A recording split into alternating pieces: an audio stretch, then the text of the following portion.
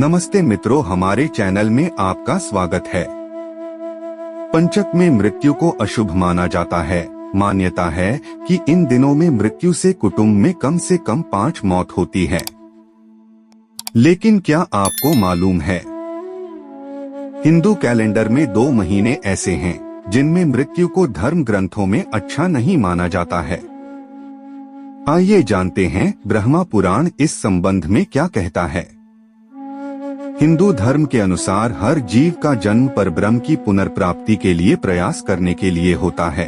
इन्हीं कर्मों से वह सद्गति यानी मोक्ष प्राप्त कर सकता है, ताकि वह बार बार के जन्म के फेर से बच सके, जिसका रास्ता भक्ति और अच्छे कर्म हैं।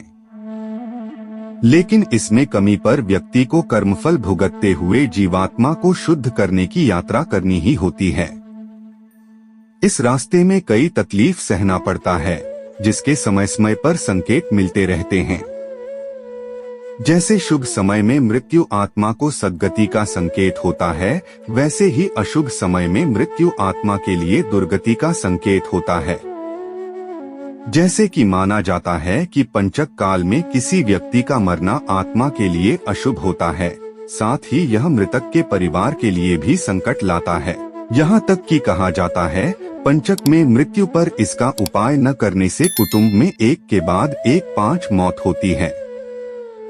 इसी तरह खरमास भी अशुभ महीना है। इस पूरे महीने में मौत किसी आत्मा के लिए शुभ नहीं होता है। यह परमात्मा से उसकी दूरी का संकेत होता है।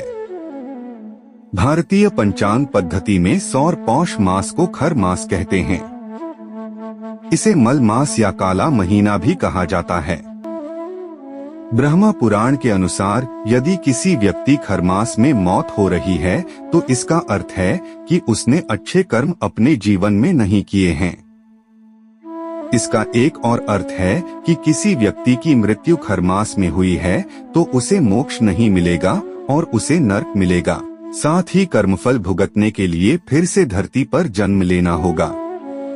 महाभारत की कथा के अनुसार पौष खर मास में कुरुक्षेत्र के युद्ध में जब अर्जुन ने भीष्म पितामह को बाणों से बेध दिया, तो भी भीष्म पितामह ने अपने प्राण नहीं त्यागे। उन्होंने सूर्य उत्तरायण होने और खरमास बीतने का इंतजार किया। इसके बाद शुक्ल पक्ष की एकादशी को प्राण त्यागे, क्योंकि मान्यता है कि अगर कोई व्यक्ति खर मास में प्राण त्याग करता है तो उनका अगला जन्म नरक की ओर जाएगा। इसी कारण उन्होंने अर्जुन से फिर एक ऐसा तीर चलाने के लिए कहा जो उनके सिर पर विद्ध होकर तकिए का काम करे। इस प्रकार से भीष्म पितामह पूरे खर मास में अर्धमृत अवस्था में बाणों की शैया पर लेटे रहे, और जब सौर माघ मास की मकर संक्रांति आई, उसके बाद शुक्ल पक्ष की एकादशी को उन्होंने अपने प्राणों का त्याग किया।